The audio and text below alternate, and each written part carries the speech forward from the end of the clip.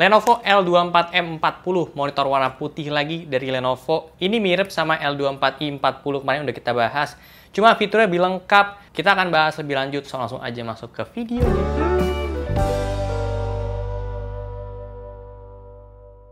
Halo semuanya, gue Okto, balik lagi channel Tech Manis. Lihat ini monitor cakep banget. Sebetulnya secara desain monitor ini tuh persis banget sama L24i40. Ada logo Lenovo di depan dan di belakang, 3-side bezel-less, OSD-nya pakai joystick. Kakinya ada phone holder juga, udah ergonomik, kita bisa atur untuk head adjustment-nya, tilt, dan rotate. Jadi ya gampang aja gitu kalau mau nyesuaiin posisi pandangan kita ke monitornya, walaupun nggak punya dash shelf kayak gua gini. Untuk portnya lebih lengkap daripada L24i40 dan ini jadi poin penting menurut gua karena dia udah ada port USB-C upstream, support display dan power delivery 75 watt. Jadi kalau misalnya kalian punya laptop yang support Type-C display dan charging, cukup satu kabel aja di setup kalian dan itu udah bisa semuanya, nggak perlu repot colok-colok kabel lagi dan menurut gue itu kepake banget. Tapi kalau misalnya kalian nggak punya laptop yang support Type-C kayak tadi, ya bisa juga displaynya pakai HDMI. Dan kalau misalnya kalian juga punya beberapa device yang butuh power lewat USB, ini bisa manfaatin USB-A-nya yang ada di monitor ini. Kalau misalnya kalian butuh webcam, bisa tinggal colok aja dongle keyboard, dongle mouse. Jadi nggak berantakan di meja dan port di laptop kalian juga nggak penuh. Built-in speaker ada juga. Di sini ada 2 speaker 3 watt.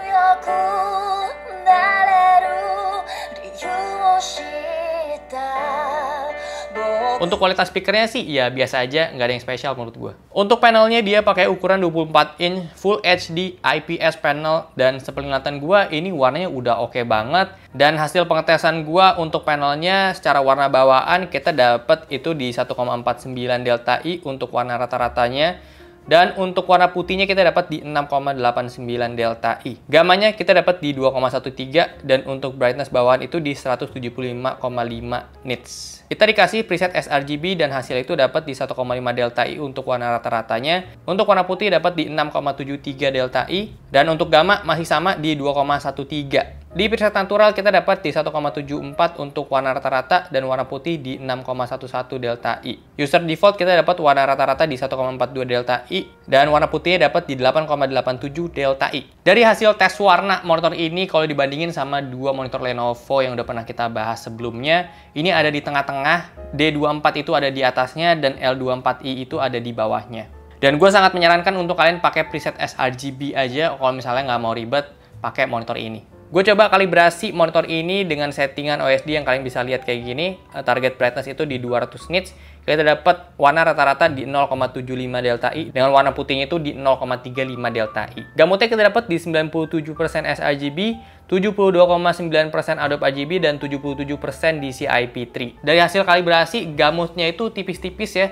Dari klaimnya dia, dan kalau dibandingin sama L24i masih lebih bagus L24i ya untuk gamutnya dia. Dan setelah dikalibrasi ini untuk akurasi warnanya posisinya itu jadi berubah ya. L24i di atasnya dan L24M ini ada di posisi ketiga kalau misalnya kita bandingin sama dua monitor Lenovo lainnya. Secara performance untuk main game sih ini ya cukup aja gitu kalau misalnya kalian itu mainnya game casual. Refresh rate-nya dia di 100 Hz. Jadi kalau misalnya kalian itu main kayak game Red Dead Redemption dapat di 60 FPS itu ya udah cukup banget. Tapi kalau misalnya kalian itu gamers kompetitif main game FPS kayak Valorant ya 100 Hz itu ya tentu kurang sih. Tapi balik lagi sih sama kebutuhan kalian, kalian itu mainnya gebu-gebu atau tidak ya. Kalau casual aja untuk senang-senang ya harusnya sih bisa-bisa aja ya. Untuk response time mereka klaim di 4 milisecond dan kita harus masuk ke mode ekstrim. Tapi enaknya mode ekstrim ini bukan kayak sejenis MPRT jadi nggak bikin flicker layarnya dia. Untuk pengetesan UFO di sini gue masih ada nemu blur ya karena ya dia 100 Hz 4 milisecond. Tapi ya cukup bagus aja dan kalau misalnya kalian itu mau make sure juga kalian bisa pakai AMD FreeSync.